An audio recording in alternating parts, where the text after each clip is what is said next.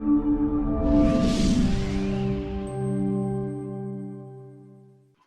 good evening, everyone. Thank you for coming today and being here with us to listen to an informative session on ovarian cancer. For people who are not aware, 8th of May is Ovarian Cancer Day, and therefore we thought we would bring together a panel of doctors to talk about this condition, which is also called a silent stalker because it's very difficult to identify the symptoms, and it often people get diagnosed at late stages. So, quick intro. For on those of you who don't know us, Patients Engage is an online digital platform operational for over 6 years. We focused on evidence-based management and holistic management of chronic conditions, looking at it from the perspective and needs of patients and family caregivers. We also believe in the value of lived experiences and how, if you're informed and better proactive about your own health, you can get better health outcomes as well as a better quality of life. And for a lot of you, we've been working on a range of topics and on cancer, especially women's cancer. We've done series on breast cancer. We've talked of issues around relationships. In fact, tomorrow, Mother's Day, we do have two breast cancer survivors talking about how not only were they happened to be friends, and they were not only a support system for each other, but also their young children were support system for each other. So that would be another interesting one to come tomorrow and watch as well and listen to them. And we always believe that you learn a lot from experiences of people as well as the experts we have. So today the experts we have with us are, just quickly check if Dr. Vivek Agarwal joined. So we have with us Dr. Shyam Agarwal. He is Chairman Medical Oncology, Sir Gangaram Hospital, New Delhi. And we've got Dr. Nidhi Tandon, who's Consultant Medical Oncology at Narayan Health Hospital, Kiran Mazumdar Shaw Cancer Center in Bangalore. And in a couple of minutes, Dr. Vivek Agarwal, who's a medical oncologist at Narayan Health Super Specialty Hospital, Kolkata, will also be joining us. We are live on multiple platforms. We're live on the Patients Engage platform. And since we've been supported by Biocon Biologics, we're also live on their site. And I think Dr. Vivek Agarwal has just joined us. Thank you for joining, Doctor. Quick guidance to people who are watching and who have questions. Cannot treat these answers as specific medical advice. So you do need to, this is broad guidelines, and you will need to consult your doctor or any of these doctors for specific medical issues. But broadly, we will address as many questions as we can. If you are logged into Zoom, you can post your questions on the Q&A button that you can see. This session is being recorded and it will be put up on our Patients Engage YouTube page as well. And if you are on Facebook or YouTube of any of either Biocon or as well as Patients Engage, you can post your questions on the live feed and somebody will take them and share it with me. And for those of you who don't know me, I'm Aparna Mittal. I'm the founder of Patients Engage, and I'll be the moderator for the session. As always, you can always write to us at editor@patientsengage.com, and you can follow us on our Facebook page, Twitter handle, YouTube, Instagram, as well as check out our website, patientsengage.com. So I think we will get started right away because we've got a lot of ground to cover. Thank you for joining Dr. Agarwal, Dr. Shyam Agarwal, Dr. Nidhi Tandon, and Dr. Vivek Agarwal. And also, I think for all of you watching, we really recognize that you're taking the time out in a very difficult time of COVID. So again, thank you. But I think it's important to not ignore conditions like cancer, even in these times. So Dr. Nidhi, what is ovarian cancer and who is at risk for developing ovarian cancer? So cancer is in a growth of any type of cells in the body which is uncontrolled. So for example, we have a collection of 500 cells. The nature makes it possible that 200 of these cells will divide and 200 of these cells will die, so that a balance is restored. When the cells are dividing at a rate which is more than their death. So say 300 cells are dividing, but only 200 cells are dying. Then we form what is called as a tumor or a cancer. When it affects the ovaries or the organ of the female body which contains the eggs, that is what is ovarian cancer. Right. Um, Dr. Sham Agarwal, we've got a request as well. So if you can explain that very quickly in Hindi में भी आप बता दीजिए तो फिर जो Cancer. So what is the question? Question what is ovarian cancer क्या है और किसको रिस्क हो सकता है ovarian cancer का? देखिए कैंसर जैसा कि डॉक्टर निधि ने बताया अनकंट्रोल्ड ग्रोथ सेल्स की हो जाती है, वो किसी भी ऑर्गन में हो सकती है बॉडी की। अगर वो ओवरीज में हो, जो कि महिलाओं में रहती है यूट्रस के साइड्स में, तो वहां पे अगर उनका साइज बढ़ना शुरू हो जाए तो ऐसा कहा जाता है कि जो ओवरी कैंसर की जो बढ़ने की रफ्तार है वो डबलिंग टाइम सेल्स का 3 मंथ्स है। तो अप्रोक्सीमेटली 3 से 4 या 5 साल लगते हैं किसी महिला को अगर ट्यूमर स्टार्ट होता है तो ये क्रॉनिक डिजीज मानी जाती है। ऐसा नहीं है कि अगर आपको आज 4 या 5 सेंटीमीटर का ट्यूमर पता लगे तो आपको कल या परसों या पिछले 1 महीने से हुआ। तो वो धीरे धीरे सेल्स डिवाइड करके उनका साइज बढ़ते चले जाता है और बढ़ के फिर 4-5 सेंटीमीटर हो जाता है। और जहां तक कि प्रश्न है कि किसको प्रोन कौन है या किन किन को हो सकता है, तो ये 2 तरह के ओवेरियन कैंसर होते हैं। एक तो एपिथेलियल ओवेरियन कैंसर होता है जो कि एल्डरली या मिडिल एज्ड महिलाओं में होता है, और वो जैसे जैसे उम्र बढ़ती है तो उसका इंसिडेंस बढ़ता है, नंबर 1। नंबर 2, कुछ लेडीज में जो जेनेटिक या हेरिडिटरी एक टेंडेंसी होती है वो गवर्न होती है BRCA1 या BRCA2 जीन से। तो आपने देखा होगा कि कुछ लेडीज के फैमिलीज में, उनकी मदर्स में, उनकी मासीज में या उनकी उस मैटरनल साइड से ब्रेस्ट या ओवेरियन कैंसर होने के चांसेस ज्यादा होते हैं। तो उनमें ये ऐसे नॉर्मली जो 100 पेशेंट्स होते हैं ओवेरियन कैंसर के, 95 तो वो अपना इंडिपेंडेंट ही होते हैं या स्पोरेडिक बोलते हैं। केवल 5% ऐसे पेशेंट्स होते हैं जिनमें की फैमिली हिस्ट्री मिलती है। तो जिनके घर में महिलाओं को ब्रेस्ट या ओवेरियन कैंसर है तो उनको ये टेस्ट के बारे में शायद आप डिस्कशन करोगे अगले कुछ घंटे में, तो उसके ऊपर बताएंगे। तो मेरी ये राय है। जी जी। also उसके early symptoms or signs, what are the early symptoms and signs of ovarian cancer? हाँ अपर्णा जी, देखिए ये बहुत ही मुश्किल सवाल है, क्योंकि समस्या यही है ओवेरियन कैंसर में कि आप इसको अर्ली पकड़ लें तो आप सबको ही क्योर कर दें। अब समस्या ये है कि लक्षण जो हैं कैंसर के वो तभी आते हैं जब वो, और ओवेरियन कैंसर की हम बात करते हैं, और खास तौर पे, और दूसरे जो जैसे पेट के जितने भी कैंसर्स हैं वो by and large unfortunately late stage में ही सिम्टम्स देते हैं। और वो सिम्टम्स या लक्षण होते हैं जैसे कि अगर ट्यूमर साइज बढ़ता चला जाए, 5 सेंटीमीटर, 8 सेंटीमीटर, 10 सेंटीमीटर का हो, तो वो लेडी को लगता है कि थोड़ा भारीपन लग रहा है पेट में, तो वो अल्ट्रासाउंड कराने जाते हैं तो वो पकड़ा जाता है। दूसरा मेरा ख्याल से जो सबसे कॉमन सिम्टम है वो फैलने के बाद, क्योंकि ओवरी का जो ट्यूमर है वो पेरिटोनियम या ओमेंटम एक झिल्ली होती है जो हमारे पेट में होती है, वहां फैल जाता है और वो पानी बनाना शुरू करता है और उसको हम असाइटिस बोलते हैं। तो फिर वही उसका लक्षण होता है कि उनको पेट भारी हो रहा है क्योंकि उनके पेट में पानी बन रहा है, जो ट्यूमर सेल्स हैं वो पानी को सिक्रीट कर रहे हैं। और ये दोनों चीजें होने की वजह से मरीजों की भूख कम हो जाती है, उनको अच्छा नहीं लगता है, उनका वजन भी कम होना शुरू हो जाता है।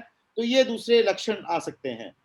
तीसरा, अगर ट्यूमर बहुत ज्यादा चला जाए तो क्योंकि ये पेट में है तो इंटेस्टाइन के लक्षण आने शुरू हो सकते हैं, जैसे कि आपको गैस पास होने में दिक्कत या बर्प्स आना, तो ये इस तरह से, या आपका मोशन में रुकावट हो जाना। और फाइनली क्योंकि ये रिप्रोडक्टिव सिस्टम से कनेक्शन में है तो इसलिए ब्लीडिंग होना भी कुछ लोगों में ऐसा लक्षण पाया जा सकता है। तो ये कुछ कॉमन लक्षण है, लेकिन सबसे बड़ी सवाल वही है कि मोस्टली ये लक्षण लेट स्टेजेस में पता लगते हैं। लेकिन फिर भी शुरू में ये कह देता हूँ, डॉक्टर साहब भी और बताएंगे कि डरना नहीं है, ये फिर भी क्योरेबल होता है अगर तीसरी स्टेज में पकड़ा जाए। जी जी। डॉक्टर निधि, ये symptoms और signs आप इंग्लिश में भी बता दीजिए so that we cover that for everybody. So as Dr. Sham just said that the most important problem in ovarian cancer is that it is usually diagnosed in advanced conditions, because the symptoms in the earlier stages are so subtle that everybody tends to ignore these symptoms.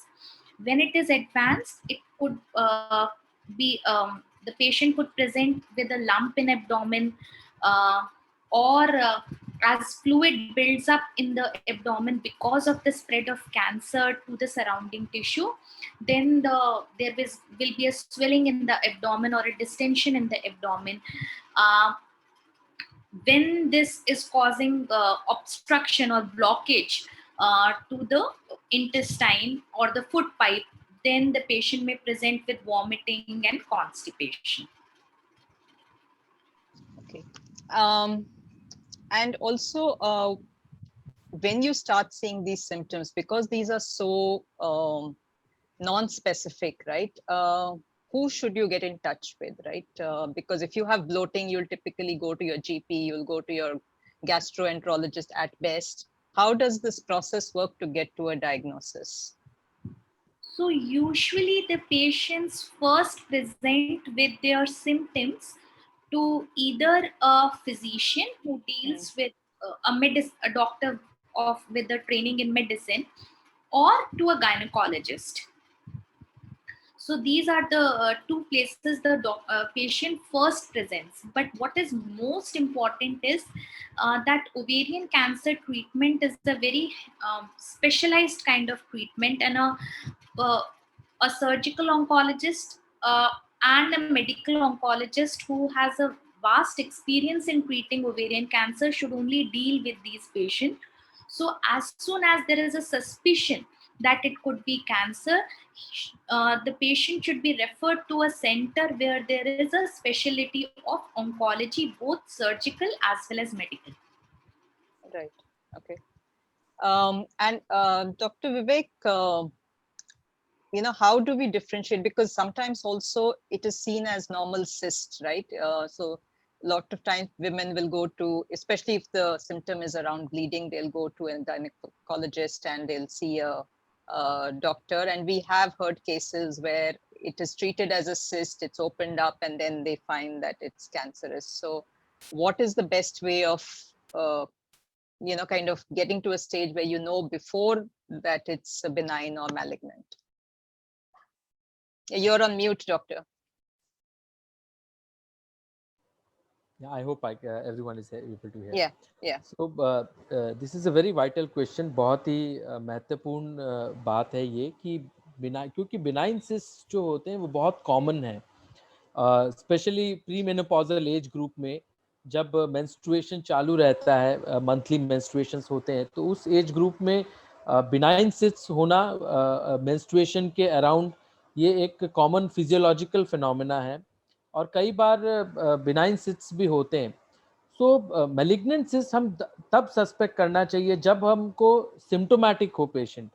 सो कई बार हम देखते हैं कि ultrasound में एक कोई किसी और कारण से अल्ट्रासाउंड किया गया है और एक सिस्ट पकड़ी जाती है, और तो फिर मोस्ट ऑफ द टाइम्स ये सिस्ट बिनाइन होती है. और जब भी हम ये देखते हैं कि पेशेंट्स जिनको पहले से ही प्रॉब्लम है, पेट में दर्द है या नीचे पेल्विक रीजन में दर्द है, या उनका कुछ मेंस्ट्रुएशन इरेगुलरिटी है, कभी बहुत ज़्यादा ब्लीडिंग हो रही है या ब्लीडिंग बंद हो गई है अचानक से, या फिर जो पेट के प्रॉब्लम्स है जो इंटेस्टाइन में प्रेशर के कारण होता है कि कई बार कंस्टिपेशन होने लगता है या पेट में दर्द रहता है, भूख कम हो जाती है, थोड़ा सा ही खाने से पेट भरा भरा लगता है, वो ज़्यादा खा नहीं पाते, early satisfaction and post prandial fullness जो हम जिसको कहते हैं. तो इस तरह के सटल सिम्टम्स होते हैं, और ये सिम्टम्स जब आने लगे और सिस्ट मिले तो हमको ज़्यादा सस्पिशन होता है मैलिग्नेंट है. दूसरा है कि जब हम जांच करवाते हैं तो जांच में CA-125 एक बहुत इम्पॉर्टेंट इन्वेस्टिगेशन है ओवेरियन कैंसर में, और जब ये CA-125 हाई होता है, इसका वैल्यू ज़्यादा होता है, तब हम और ज़्यादा सस्पेक्ट करते हैं कि हाँ ये मैलिग्नेंट सिस्ट है, ये नॉर्मल बिनाइन सिस्ट नहीं है. तीसरा, अल्ट्रासाउंड एक बहुत ही रूटीन स्क्रीनिंग इन्वेस्टिगेशन है, जो इस तरह के जब भी प्रॉब्लम्स, ओवेरियन प्रॉब्लम्स होते हैं, सिस्ट होते हैं, तो रूटीन फिजिशियंस भी एडवाइस करते हैं, गायनेकोलॉजिस्ट भी एडवाइस करते हैं।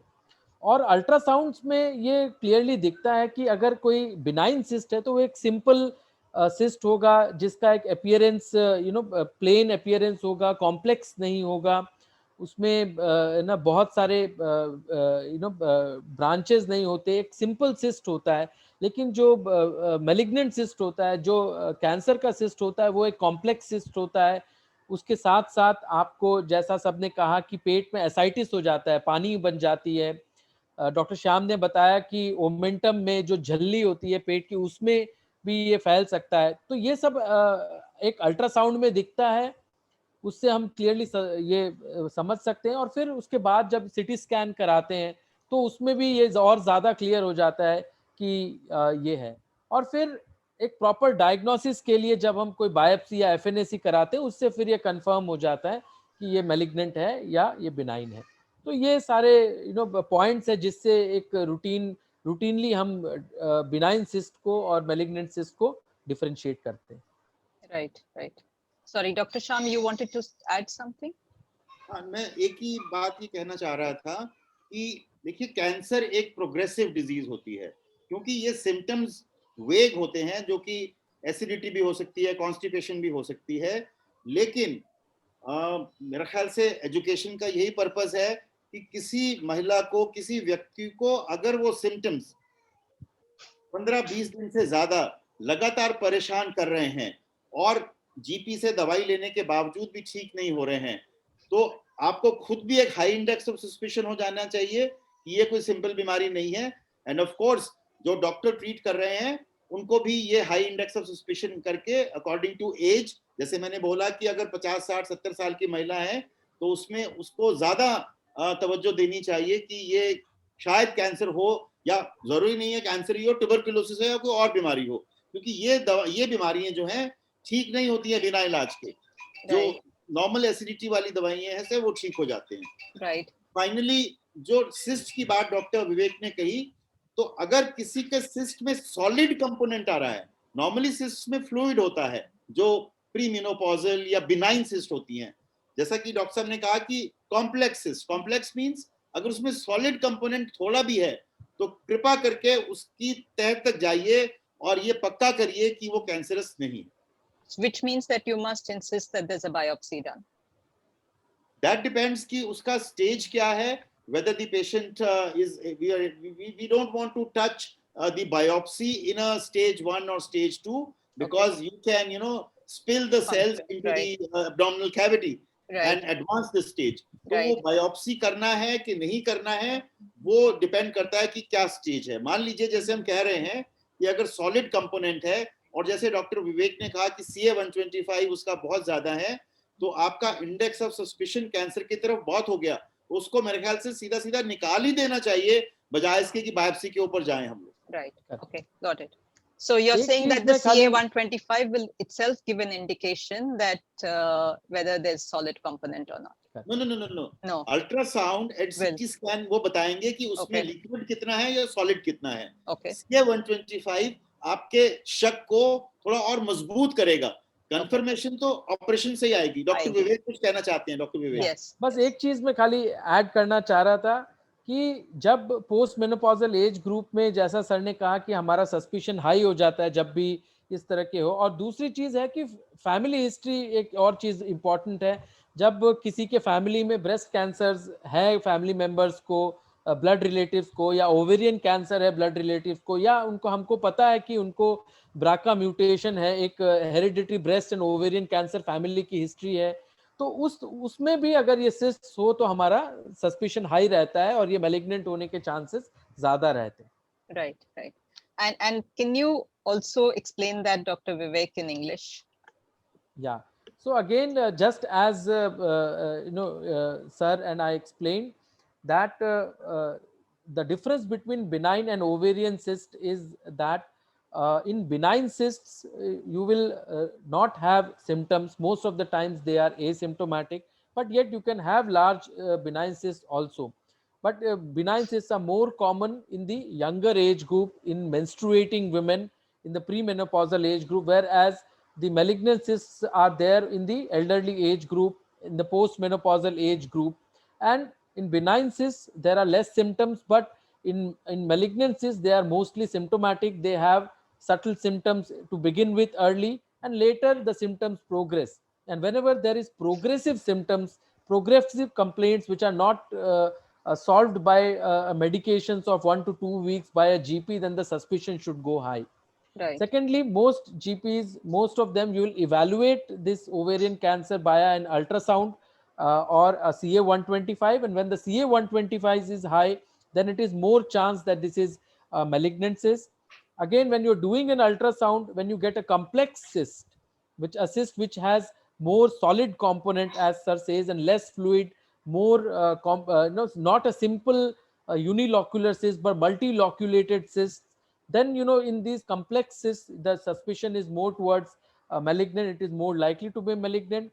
Again, when you have accompanying ascites, accompanying deposits in the other organs, like the omentum, or the cyst having solid components spreading into other parts, then also it is likely to be malignant. And yes, and just as sir said, then if it is an early stage, then ideally the most of the doctors, they go ahead with viewing it with laparoscopy, and then going it with ahead with a definitive surgery altogether, rather than doing a biopsy. But if it is a more than stage 1, then usually they go for biopsy, and then they confirm, and then they go ahead with the definitive plan of management. So Right. that is how Right. Dr. Nidhi, we've received questions from a couple of people. One asking for, are people who have PCOS and or endometriosis at higher risk of ovarian cancer? The females who have PCOS are at predisposition of forming multiple cysts in the body. Correct. But that is not a positive factor for ovarian cancer.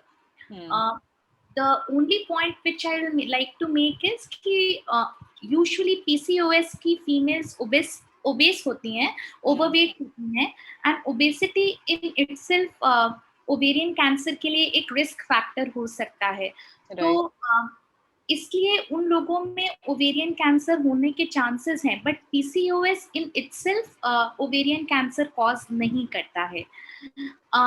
कुछ data ऐसा आया था कि pelvic inflammatory disease, जो अगर infections हो जाते हैं पेल्विक एरिया में, यूट्रस में, जो ओवरीज तक फैल जाएं, उनकी वजह से कुछ रिस्क है, लेकिन वो भी सब्सटैंशियल नहीं है. तो इनसे ovarian cancer का risk increase नहीं होता है. Right. Okay. And just on that again, people, I believe also people who've had colorectal cancer are at risk of ovarian cancer.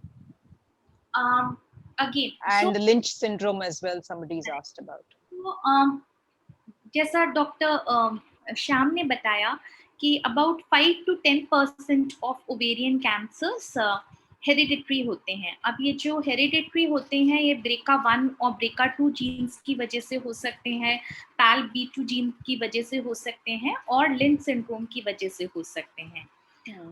जो BRCA1 और 2 जीन की वजह से होते हैं, उन पेशेंट्स को ब्रेस्ट और ओवेरियन कैंसर के चांसेस होते हैं, और साथ में पेनक्रियास कैंसर के भी चांसेस होते हैं. जो लिंच सिंड्रोम की वजह से होते हैं, उन पेशेंट्स में कोलोरेक्टल कैंसर, यूट्राइन कैंसर और ओवेरियन कैंसर हो सकता है. Right. Okay. Thank you. And if the ovarian cancer is hereditary, as you're saying that it often is, what can a person do, or what is advised for them to do to prevent ovarian cancer? So, if we find that the ovarian cancer is hereditary, which is by a genetic analysis of the patient, right, there are some drugs which can be given. So there are some medicines which will which will act against that genetic mutation, which can be given to the patient as a part of treatment. मतलब अगर वो ब्रेका 1 और 2 के against कुछ tablets available हैं जो उन patients को दिया जा सकता है, जो उनका रिलैप्स का रिस्क कम करता है और उनका लाइफ प्रोलॉन्ग करता है. अगर किसी इसके अलावा अगर किसी पेशेंट को ब्रेका 1 या 2 जीन पॉजिटिव आता है, तो उसके उसके सिबलिंग्स को और उसके सन्स और डॉटर्स को, तो ये इम्पॉर्टेंट है स्ट्रेस करना कि not only female relatives but male relatives को भी टेस्ट करना ज़रूरी है कि वो ब्रेका 1 और 2 जीन कैरी करते हैं कि नहीं. अगर फीमेल रिलेटिव है जो ब्रेका 1 और 2 जीन कैरी करती है, तो हम लोग जैसे ही वो अपनी फैमिली कंप्लीट करते हैं, अबाउट 35 to 45 ईयर की एज ग्रुप में, हम उनका ओवरीज और फेलोपियन ट्यूब्स निकाल सकते हैं. इससे उनको कैंसर होने का रिस्क अबाउट 60 to 70% कम हो जाता है. Right. Okay. So, and is there any, somebody's asked a question, does removal of ovaries reduce lifespan? As Not far as at I all. know, no. Yeah. Not Okay. not. Okay. So coming to, once you've been diagnosed with ovarian cancer, what are the typical treatment protocols and options that are available? Dr. Vivek? Yeah. So ovarian cancer again diagnosis जब होती है तो staging बहुत important है कि क्या stage का ovarian cancer है. एक CT scan, simple CT scan से ये क्लिनिकली हमको समझ में आ जाता है कि क्या स्टेज है, क्या लग रहा है, ये स्टेज 1 स्टेज 2 के आसपास है या स्टेज 3 स्टेज 4 एडवांस्ड कैंसर है.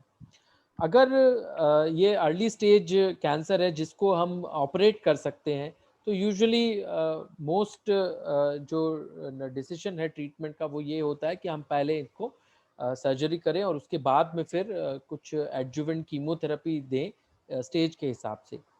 इन ट्रीटमेंट के लिए ये बहुत इंपॉर्टेंट है कि ट्रीटमेंट एक अच्छे सेंटर में किया जाए जहाँ मल्टी डिसिप्लिनरी मीटिंग्स होती हो, जहाँ, क्योंकि ट्रीटमेंट में सर्जन्स भी इन्वॉल्व रहते हैं, डिसीजन में रेडियोलॉजिस्ट भी इन्वॉल्व रहते हैं, डिसीजन में मेडिकल ऑन्कोलॉजिस्ट भी इन्वॉल्व रहते हैं.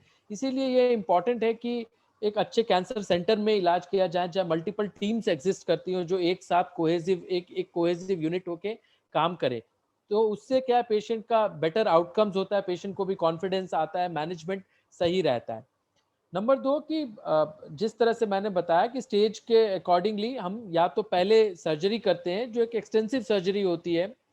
कई बार ये सर्जरी हम ये भी देखते हैं कि हमारे पेशेंट्स हैं जो कॉमन गायनेकोलॉजिस्ट या रूटीन गायनेकोलॉजिस्ट के पास कराते हैं लोकल प्लेस में, जहाँ ये प्रॉपर सर्जरी नहीं हो पाती. तो ये सर्जरी थोड़ा सा एडवांस सर्जरी है, स्पेशलाइज सर्जरी है, जिसमें दोनों ओवरीज निकाले जाते हैं, यूटेरस निकाला जाता है, ओमेंटम निकाला जाता है, लिम्फ नोड की सैम्पलिंग होती है. तो एक प्रोटोकॉल वाइज एक एक्सटेंसिव सर्जरी होती है जो एक समय लेता है, 4-5 घंटे तक मिनिमम लेते हैं. तो ये एक एक्सटेंसिव स्पेशलाइज सर्जरी है जिसमें एक सर्जरी होती है. और स्टेज के अकॉर्डिंगली अगर कभी कभी पेशेंट्स लोग इतने फिट नहीं होते कि हम अपफ्रंट सर्जरी कर सकें, अगर बीमारी ओवरी से बाहर ज़्यादा फैली हुई होती है, तो एक मीटिंग में हम डिसाइड करते हैं कि नहीं, इसमें पहले कीमोथेरेपी देना ज़्यादा बेटर रहेगा या फिर उसमें सर्जरी लेटर करना ज़्यादा बेटर रहेगा. तो ऐसे केसेस में हम यूजुअली कीमोथेरेपी देते हैं और फिर बाद में सर्जरी करते हैं. कीमोथेरेपी में यूजुअली जो मोस्ट कॉमनली ड्रग्स यूज्ड होते हैं वो है पैक्लिटेक्सेल और कार्बोप्लाटिन, और जो हम यूजुअली 3-3 हफ्ते से इंटरवल में देते हैं. और इसके 4 से 6 साइकिल्स यूजुअली दिए जाते हैं, एवरेज में 6 साइकिल्स यूजुअली दिए जाते हैं. सो सर्जरी और कीमोथेरेपी जो है ये एक अर्ली स्टेज कैंसर में बहुत इम्पॉर्टेंट पार्ट्स हैं ट्रीटमेंट के. आजकल जैसा डॉक्टर निधि ने भी बताया कि पेशेंट्स का ब्राका म्यूटेशन का टेस्ट होता है और HRD टेस्टिंग होती है, और कई पेशेंट्स जिसमें ये पॉजिटिव आते हैं, तो पेशेंट्स जिसमें हम अपफ्रंट सर्जरी करते हैं और कीमो देते हैं, बाद में कुछ ड्रग्स आते हैं जो ब्राका म्यूटेशन के अगेंस्ट एक्ट करते हैं, ओलापैरिब, निरापैरिब, इस तरह के कई ड्रग्स ऑप्शंस है जो एज अ मेंटेनेंस भी हम दे सकते हैं अपफ्रंट।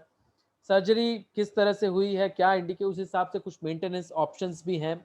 और फिर बीमारी अगर स्टेज 1 में देखा जाए तो यूजुअली 80% चांस होता है क्योर का, स्टेज 2 में देखा जाए तो कुछ 60% पेशेंट्स क्योर हो जाते हैं, स्टेज 3 अगर आ जाए तो क्योर के चांसेस थोड़ा और कम हो जाते हैं। हम यूजुअली 20% के अराउंड ही क्योर हो पाते हैं, 80% पेशेंट में बीमारी वापस आने के चांसेस रहते हैं। राइट। और बीमारी जब वापस आए तो वापस यूजुअली ये हम कीमोथेरेपी दे सकते हैं, कुछ ड्यूरेशन ज़्यादा हो तो वापस से सर्जरी का भी ऑप्शन रहता है। तो यही जो मेन ट्रीटमेंट ऑप्शंस है वो यही है कि Okay. सर्जरी और सिस्टमिक थेरेपी और दवाइयाँ, यही Right. Thank you, Dr. Vivek. Dr. Sham, are there any risks associated with the initial surgery typically, or is there anything that you would like patients to be aware about? Yeah, just to re-emphasize what Dr. Vivek has said, so, ovarian cancer or any cancer usually has 4 stages.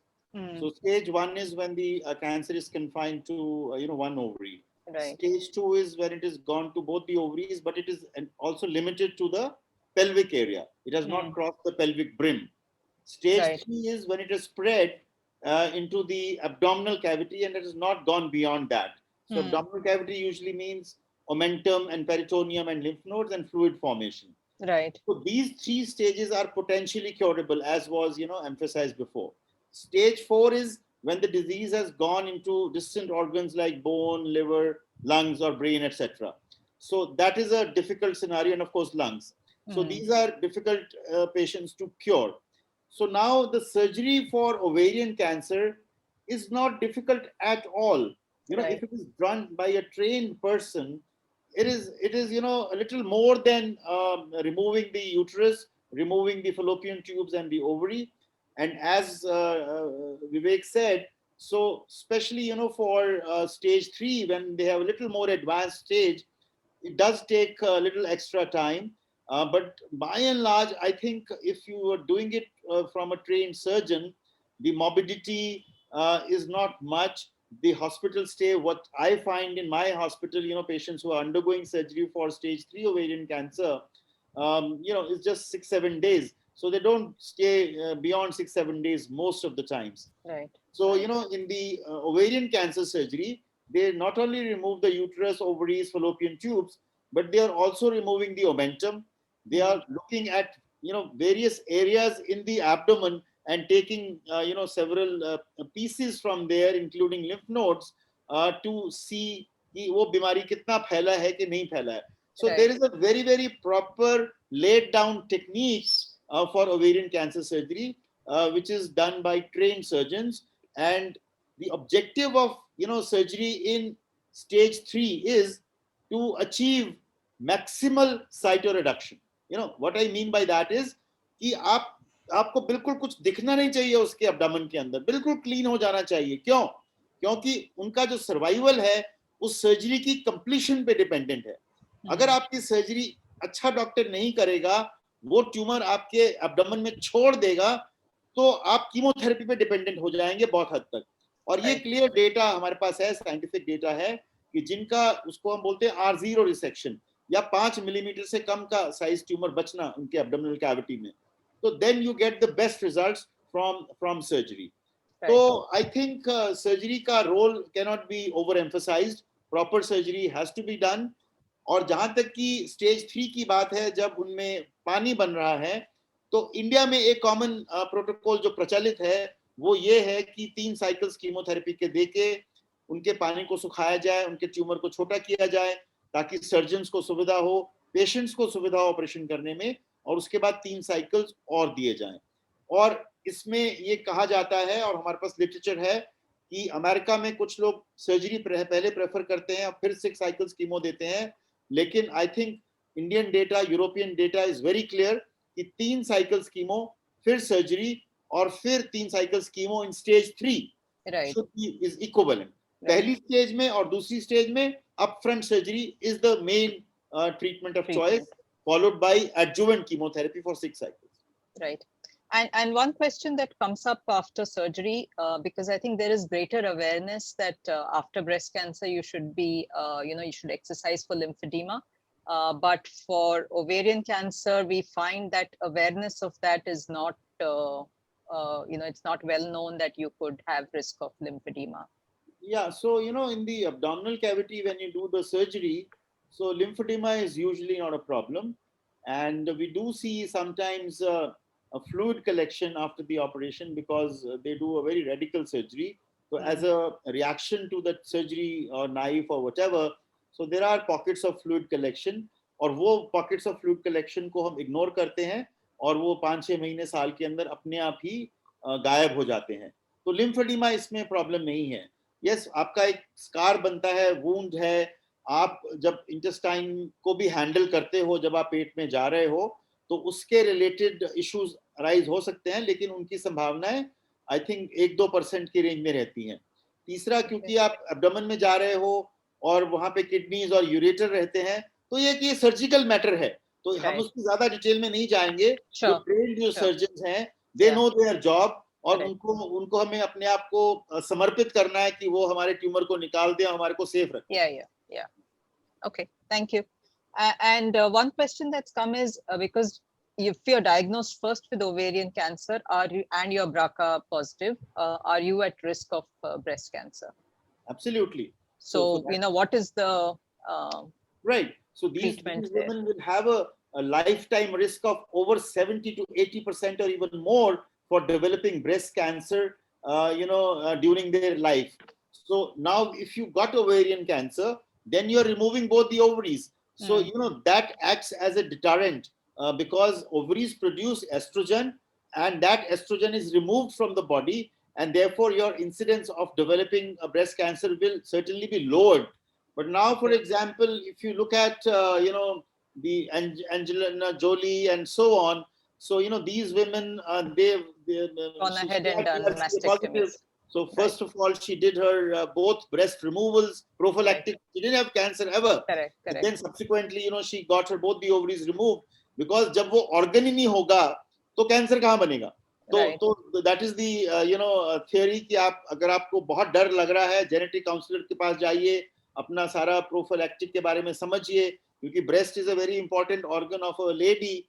तो उसको निकालने में सब कोई हिचकिचाते हैं, और उसको कैंसर को प्रिवेंट करने के लिए एक तो हमने बोला कि ओवरीज को आप निकाल सकते हो. दूसरा, ऑफ कोर्स, आपकी स्क्रीनिंग होनी चाहिए, जिसमें कि एमआरआई से स्क्रीनिंग होनी चाहिए, और दवाएं भी हैं, जैसे एरोमेटेज इनहिबिटर्स हैं, जो कि आप ले सकते हैं, जिससे कि आपका ब्रेस्ट कैंसर का इंसिडेंस कम हो सकता है. That is for BRCA1-2 positive people. Correct. Dr. Nidhi, obviously, if you're going through ovarian cancer, if there's surgery and you need removal of ovaries, then it affects women who would like to have children, especially if it happens before, right? But are there kind of conservation surgeries that are possible if you're a young patient, and what are the options there? You're on mute. As Dr. Shyam and Vivek just mentioned, we have 4 stages of ovarian cancer. So stage 1, 2, 3 और 4 होता है. और stage 1 is only in the ovary, और stage 2 में वो ovary से आगे निकल के लेकिन pelvis में ही रहता है. That is the lower part of the abdomen. तो up to stage 2, in fact, जो सर्जन है वो फर्टिलिटी प्रिजर्विंग सर्जरीज कर सकते हैं. फर्टिलिटी प्रिजर्विंग सर्जरी में या तो वो केवल एक साइड का ओवरी निकालेंगे, दूसरे साइड का ओवरी छोड़ देंगे, या फिर हम ओवेरियन oocyte प्रिजर्वेशन करके या एम्ब्रियो प्रिजर्वेशन करके वो केवल यूट्रस छोड़ देंगे, जिसमें बाद में इन विट्रो फर्टिलाइजेशन के थ्रू हम लोग उसको इम्प्लांट कर सकते हैं. तो up to stage 2 fertility preserving surgeries possible हैं, बट क्योंकि उसमें सर्जरी उतना रैडिकल नहीं हो पाता है जितना हम यूजुअली प्लान करेंगे, इसलिए आपको आपके सर्जन से एट इंडिविजुअल लेवल डिस्कस करना चाहिए कि उसका कितना बेनिफिट है और कितना रिस्क है. Right. Okay. And also in terms of, this is a standard question that keeps coming, how can the patient manage the side effects of, because as what we found is people are not so scared of surgery, they're more scared of chemotherapy, right? So how can they manage the side effects of chemotherapy? तो सबसे पहले I will start with as regards to ovarian cancer. Surgery is much more complicated component of the treatment as compared to chemotherapy. जो chemotherapy हम ovarian cancer में देते हैं वो काफ़ी ज़्यादा अच्छी तरह से टॉलरेट की हो जाती है. साइड इफ़ेक्ट्स में थोड़ा कमज़ोरी लगना, भूख नहीं लगना, खाने का टेस्ट नहीं आना, वॉमिटिंग का सेंसेशन होना, कॉन्स्टिपेशन का प्रॉब्लम होना, इस तरह के साइड इफ़ेक्ट्स हो सकते हैं. आजकल इतना मेडिसिन अवेलेबल है कि मोस्ट ऑफ द पेशेंट्स अपना apart from the day of chemotherapy अपना नॉर्मल लाइफस्टाइल मेंटेन कर पाते हैं. इनफैक्ट वो काम पर भी जा पाते हैं apart from the day of chemotherapy. एक साइड इफेक्ट है कि जो कीमोथेरेपी हम ओवेरियन कैंसर में देते हैं उससे बाल चले जाते हैं.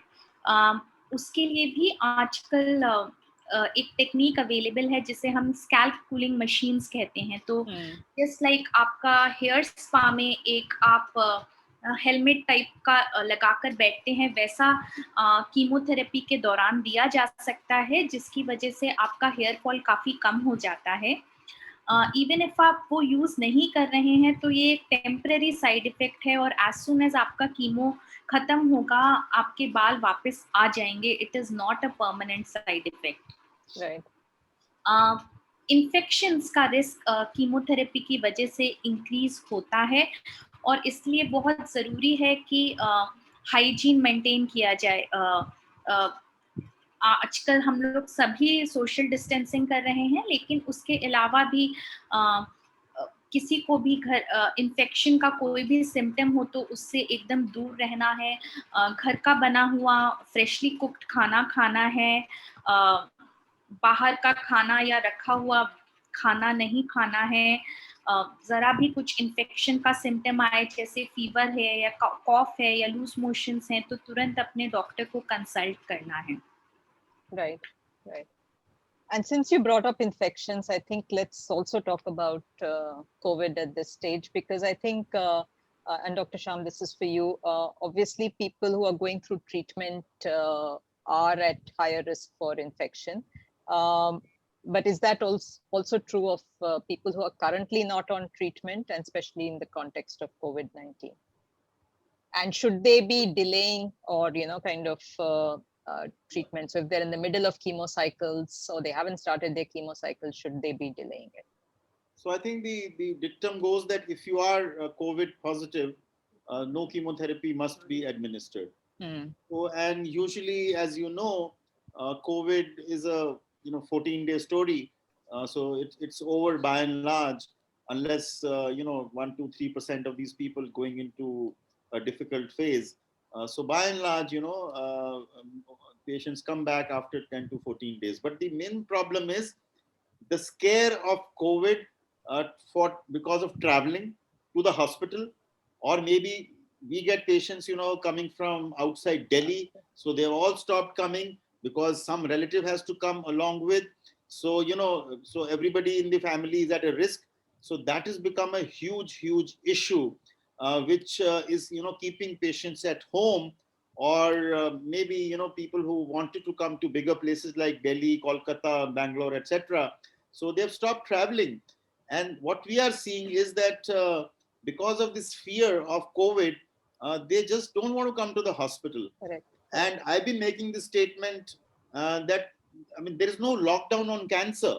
So, COVID puts a lockdown on the society, on the town, etc., etc.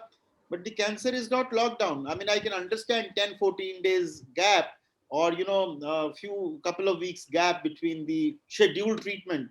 But I'm seeing patients who come to us after 4 months, and then the disease is so very advanced, and it is I mean, the statement is very, very clear.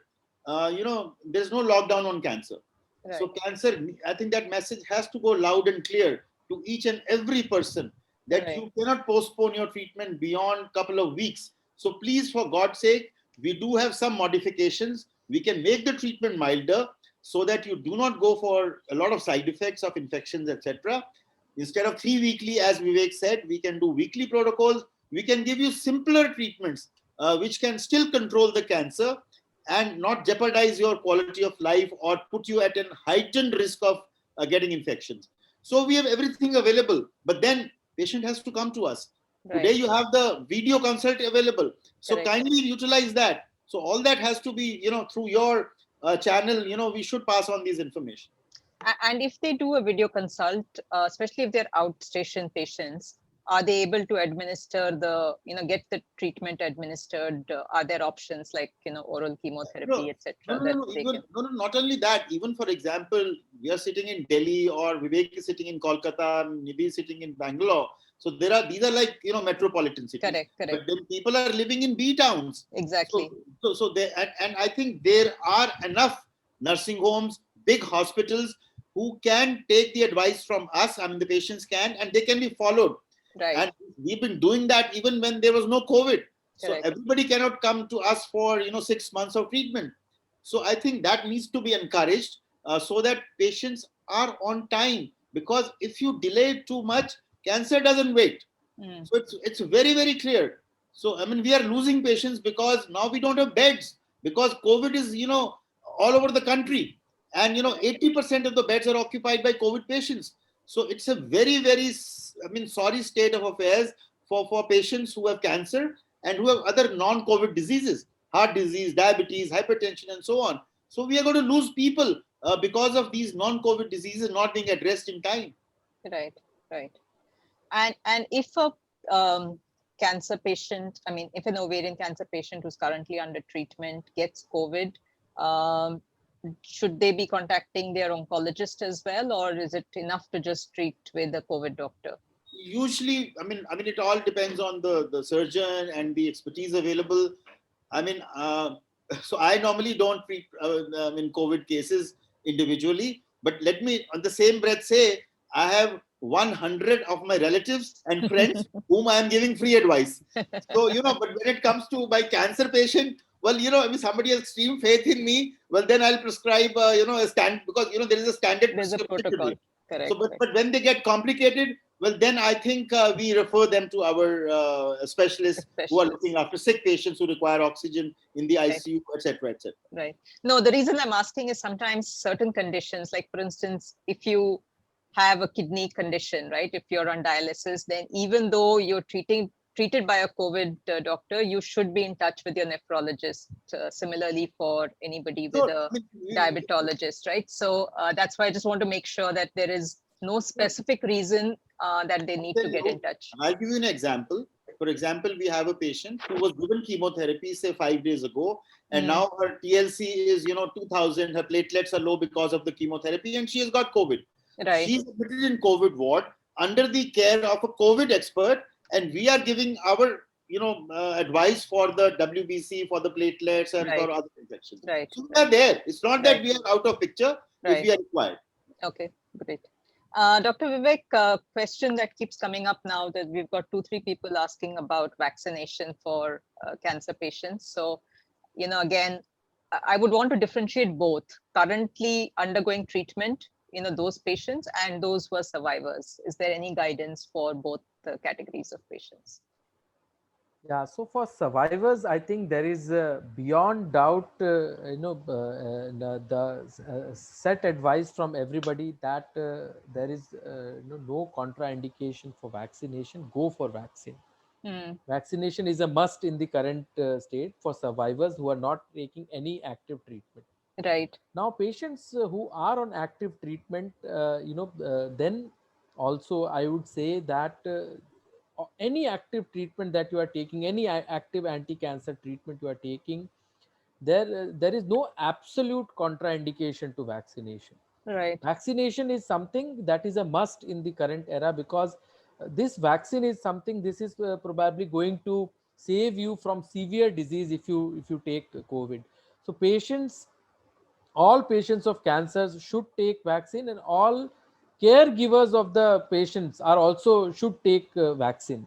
Right. This is a big yes, because patients who have cancer, they are again more susceptible to get the COVID infection, and again they are more susceptible for severe COVID infection also. And vaccination is something that is going to be life saving for them. So Now, is if there, they are yeah, on sorry. active treatment, Yeah. then the question comes that the efficacy of the vaccine, I agree, is going to be a bit less as compared to any other person who is not on any anti-cancer treatment. But still, this less efficacy is also going to convert into probably saving you from a severe COVID.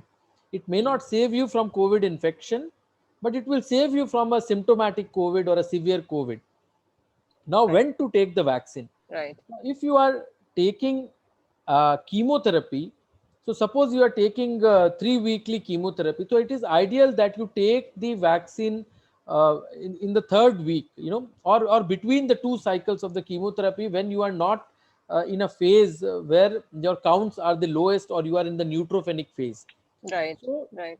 ideally, you should place your vaccine in between the chemo cycles, ideally in the third week after you have taken the chemotherapy, so that your blood counts are not on the lowest phase, you're not neutropenic, your platelet counts are good, so that you don't have complications of vaccine, as well as you have good efficacy of the vaccine also.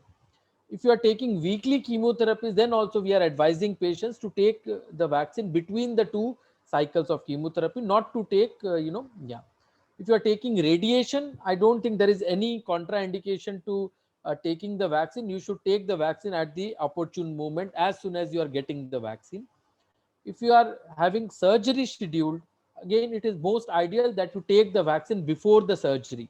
Then you are getting the chance less, because when you're going for surgery, there is going to be some exposure to the healthcare workers, as well as there is risk of getting COVID later. So ideally before surgery, and not on the day of surgery, but other than that you can take the vaccine always. Only thing is, what are the contraindication when you should not take vaccine? So if you are having an active febrile illness, having active fever or active infection, then you should avoid the vaccine on that day. And of course, pregnant and pregnant ladies, breastfeeding ladies, the vaccine is still not approved No, no, no, for. no. Foxy has issued a position statement Yeah, so on for that. currently, as for both Covishield as well as Yeah, Covaxin, what is available in India, correct. it is not yet approved for breastfeeding women, as well No, as no, no. I for said pregnant women. the Foxy has issued a position statement letting people take the vaccine just 2 days back, I think, even in Pregnant India. women are not allowed, right? Yeah, Pregnant so and that lactating both that are may be allowed. sort of a very recent thing. I am not of Yeah, no, I'm we not just aware of published that. that. Right. But so far as I knew that the vaccine still is not declared to be 100% safe for pregnant and lactating women. This is one this thing.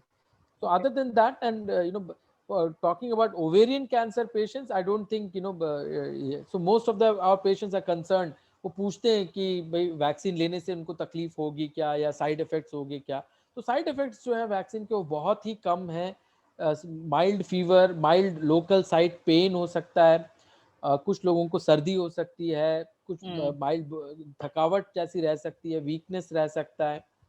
तो बहुत simple problems हैं vaccine के, लेकिन कोई major problems नहीं है, major side effects नहीं है. और जैसे ही आपको वैक्सीन मिले, आपको वैक्सीन लेना चाहिए. Right. Okay. Thank you. I think a couple of other questions have come. One is, are we seeing young people also? Because typically, yes, it's postmenopausal women or women from their 40s, etc. but do we see ovarian cancer in teenagers and girls or women, young women in their 20s as well? So teenagers में और एकदम young women में जो ovarian cancer होता है वो थोड़ा सा जो एल्डरली वुमेन में होता है उससे अलग होता है. वो जर्म सेल ट्यूमर होते हैं ज़्यादातर, जो यंग एज में होते हैं, टीनेजर्स में होते हैं. जर्म सेल ट्यूमर ओवरी का आउटकम बहुत अच्छा है. क्योर रेट्स अगर अर्ली स्टेजेस में रहे तो मोर देन 90% है. इवन स्टेज 3 की भी कैंसर हो तो वो भी अच्छा, मोर देन 80 to 90% पेशेंट्स क्योर होते हैं. तो और जैसा कि हम लोग पहले डिस्कस कर रहे थे फर्टिलिटी प्रिजर्वेशन के बारे में, तो जब germ cell tumour of ovary हो तो फर्टिलिटी प्रिजर्वेशन के बारे में सोचना बहुत ज़्यादा इंपॉर्टेंट हो जाता है, अगेन क्योंकि वो यंग एज में होता है. और उसका इलाज, उसका कीमोथेरेपी अलग होता है, उसमें सर्जरी के जो रिक्वायरमेंट्स होते हैं वो अलग होते हैं. तो ये एक germ cell tumour of the ovary जो है वो हमारा जो टाइप होता है वो एक अलग होता है. और ये जो हमारे एल्डरली पेशेंट्स को जो होते हैं, जिसको हम सेरस और या mucinous type of ovarian cancer होते हैं, ये अलग कैंसर, एडिनोकार्सिनोमा जो होते हैं वो अलग होते हैं जर्म सेल ट्यूमर से जो इसमें होते हैं. तो ये एक बहुत इंपॉर्टेंट डिफरेंस है यंग. दूसरा है कि ऐसा नहीं है कि यंग एज में हमारे जो सेरस ट्यूमर्स या ये नहीं हो सकते. ऑफ कोर्स जो फैमिली हिस्ट्री से रिलेटेड होते हैं, जो ब्राका म्यूटेशन से रिलेटेड, उनमें यंग एज में भी हमने देखा है. बट ये थोड़ा एक्सेप्शनल केसेस हैं जो काफ़ी यंग एज में अगर हो तो. ज़्यादातर ये जर्म सेल ट्यूमर ही हम सस्पेक्ट करते हैं. Okay.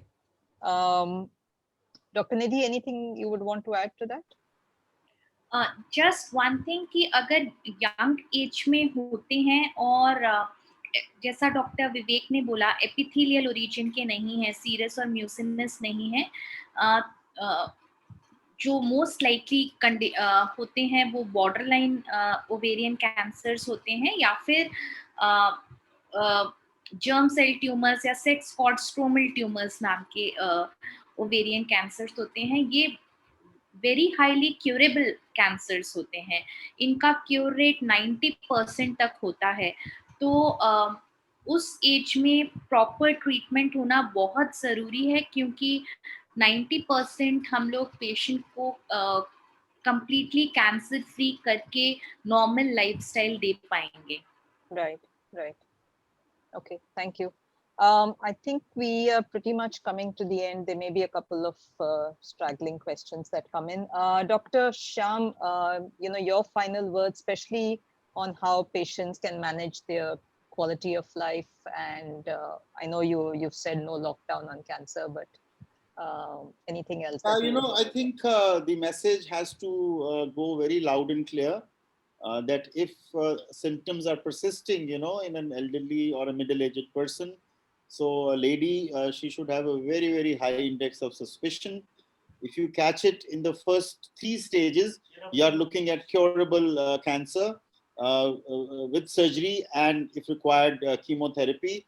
I think Nidhi mentioned about these new drugs called PARP inhibitors. So all patients of epithelial ovarian cancer, they should do the BRCA1/2 testing, and in stage 3, they must get the expensive drug. I may have to admit this; it's still costly at this point in time. But maybe in the next few months we have generics coming in, so they're really giving you extended survival and even cure rates. And I think, as Nidhi very rightly pointed out, chemotherapy hawa nahi hai.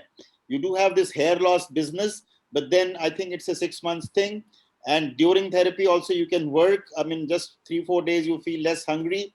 तो ऐसा नहीं है कि आपको डर के मारे घर पे बैठ जाना चाहिए. So you have to fight it out. And cancer is becoming a chronic disease today, as we say, with most of the cancers like breast cancer, lung cancer, colon cancer. Ovarian is not behind. And we have a lot of research coming in by way of which we will be able to cure and improve the सो आपका यहाँ पे जो determination और जो मन की जो शक्ति है वो बहुत ही इम्पोर्टेंट है कैंसर को फाइट करने के लिए. And it has to be coming from within, and of course the treating doctor has a important role to play in maintaining the state of the mind of the patient. Thank you, Dr. Sham. Dr. Nidhi, one question that's also come in, and and another two questions have come in. One is, how effective is maintenance chemo in the long run, and can you tell us whether targeted therapy works for ovarian cancer? And your final words as well to the audience. First maintenance therapy का role केवल जैसा breakup positive patients में olaparib नाम का drug है जो एक पाप इनहिबिटर है जो डायरेक्टली ब्रेका के अगेंस्ट काम करता है, उसका रोल है जिसकी वजह से पेशेंट्स का सर्वाइवल काफ़ी प्रोलॉन्ग होता है। टारगेटेड थेरेपी में एक ड्रग है जिसे हम लोग कहते हैं बेवैसिजुमैब। ये बेसिकली टारगेट करता है ट्यूमर की ब्लड वेसल्स को, तो ट्यूमर अपना ब्लड वेसल्स नहीं बना पाता है, इसकी वजह से ट्यूमर को न्यूट्रिशन नहीं मिल पाता है और ट्यूमर किलिंग एनहांस हो जाती है। तो जो स्टेज 4 पेशेंट्स हैं स्पेसिफिकली, या जो रिलैप्स हो चुके पेशेंट्स हैं, उन केसेस में कीमोथेरेपी के साथ ये टारगेटेड थेरेपी ऐड करने से जो डिजीज का कंट्रोल है वो ज़्यादा लंबे टाइम के लिए होता है। Final word will be get vaccinated as soon as possible, whichever vaccine is available. Right. Thank you. Dr. Vivek, again, any final words? And one other question, sorry, that has come is there an age limit? Is there an age factor for vaccination? Dr. Vivek, I think we lost him. Looks like we lost him. We'll give him a second. In the meantime, Dr. Nidhi or Dr. Sham, do you want to take the question of, is there a age limit on vaccination? Anybody over the age of 18 is permitted as per the government of India. Right. And सबको लेना चाहिए जिससे कि आपका उसका जैसे severity है वैसे तो हो ही ना, 80% को तो होगा ही नहीं कोविड, जो जिनको 20% को होता है वैक्सीनेटेड को, उनकी जो सिवियरिटी है कोविड की इतनी हो जाती है कि बाय एंड लार्ज उनको हॉस्पिटलाइजेशन की जरूरत नहीं पड़ती है और घर पे ही रह के वो ठीक हो जाते हैं। तो वैक्सीन लेना चाहिए। Even my parents are 85-88 year old, उनको भी हमने लगवाई है, तो मेरे ख्याल से 90 साल के लोग भी लगवा रहे हैं, तो आई थिंक वो रिस्क नहीं। Right, thank you doctor. I think I would reiterate that really for ovarian cancer, the number of cases we hear when people tell us their personal narratives, how it is, it's the vague symptoms that people often do not recognize. They will talk of bloating, they will talk of thinking that they were not losing weight, they will talk of constipation. There are some cases of ignoring bleeding and ignoring what are called women issues, and people don't kind of seek treatment, and this has become worse during COVID. So please do remember that yes, while COVID is scary, but we also have to, other cancers, other diseases like cancer, as Dr. Sham said, there is no lockdown on cancer, so we cannot ignore the science. We should not stop treatment, and we should get vaccinated. And just for everyone, if you want to look at chemotherapy tips, how to manage that, or even radiation therapy, we do have a lot of tips on our website, so we'll send that to you as well. We'll put it up on the links as well, so you can take a look at that.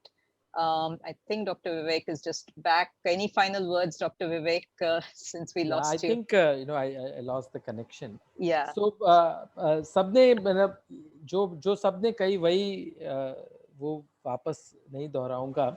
Just एक चीज और बताऊंगा कि nowadays women are really scared of chemotherapy, ovarian cancer में, और scalp cooling की भी बात हो रही थी. So just wanted to inform कि we have the scalp cooling services, and past 6 months में I have had a personal experience with the scalp cooling, because eastern India में नारायणा सुपर स्पेशलिटी हॉस्पिटल में हमारा पहला सेंटर है पूरे eastern India में जहां स्कैल्प कूलिंग अवेलेबल है, और पास्ट 6 मंथ से अवेलेबल है. We have treated around more than 50 patients, and ovarian cancer patients में हमने देखा है कि ये बहुत ज़्यादा इफेक्टिव है एज कंपेयर टू ये. तो more than 80%, 90% of the women are able to retain their hair when they go ahead with scalp cooling with chemotherapy. And costly bhi nahi hai.